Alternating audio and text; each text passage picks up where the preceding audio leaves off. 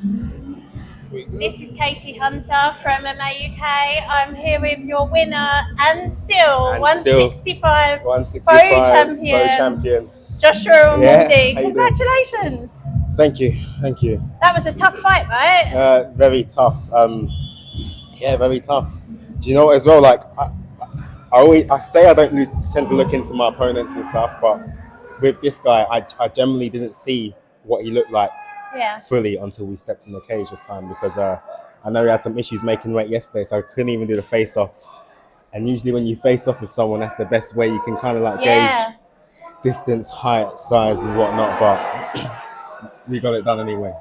How did you feel about him struggling with the weight cut? Did you feel that gave you an advantage to know that he was finding it tough, or?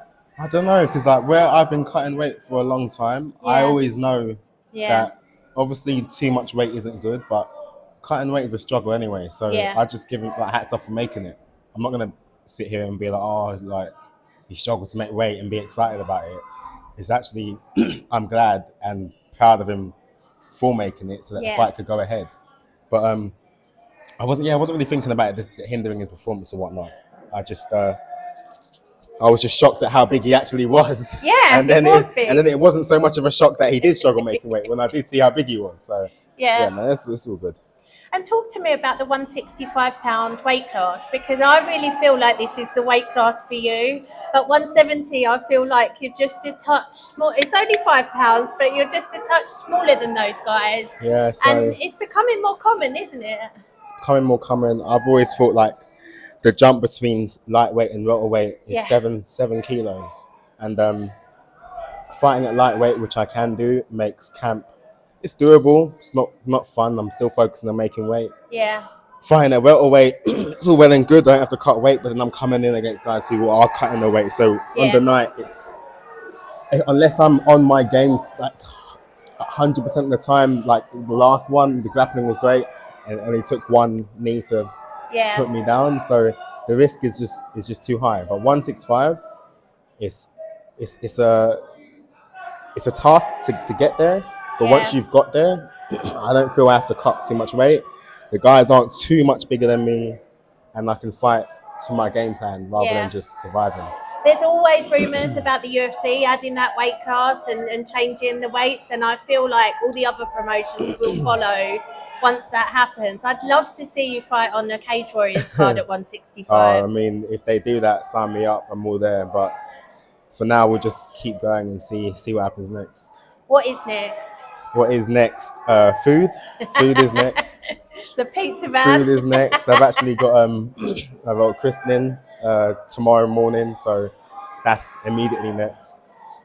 In terms of fighting, we'll just see what happens. See what happens, I suppose. Yeah. You still got the passion for it. You still want to be in there.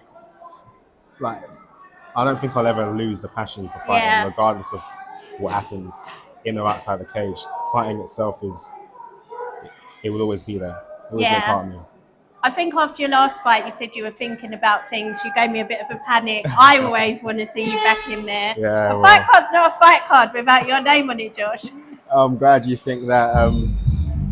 But yeah, I don't know. Like sometimes when you're cutting weight, you start doubting, like, is it really what I want to keep doing to my body and whatnot? And then I get in there, and then the crowd cheer, and then you land a few shots. You get their belt, and it's just like, I guess it ain't too bad.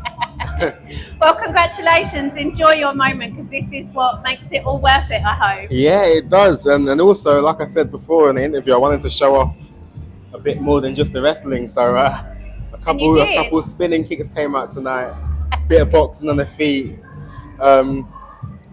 He surprised me with the takedowns. He defended a lot of them, and he got me in a few submission attempts too. So that was really making me think maybe I should just like enjoy the fight a bit more. Yeah. Get up on my feet and just scrap it out. I almost did the point in the middle of the cage. I was so close to doing it, but in my head I was like, no, just stay switched on. Just boxing. You ain't got to. But is it nice to show that side of your game? It's nice. I still need to work on it. I'm not saying I'm like the best at it at all. I know there's like much more room for improvement. But this is where you learn, isn't it? You find out what needs working on, and 100%. and yeah, you just I'm speechless right now. I don't even know what I'm saying, but it just Well, feels good enjoy to be it. back. Enjoy your night. Enjoy your pizza. Enjoy the christening. You deserve it all. Thank you. Thank you so much. Thank you, and again, thanks for always being there for Always. the highs and the lows, always.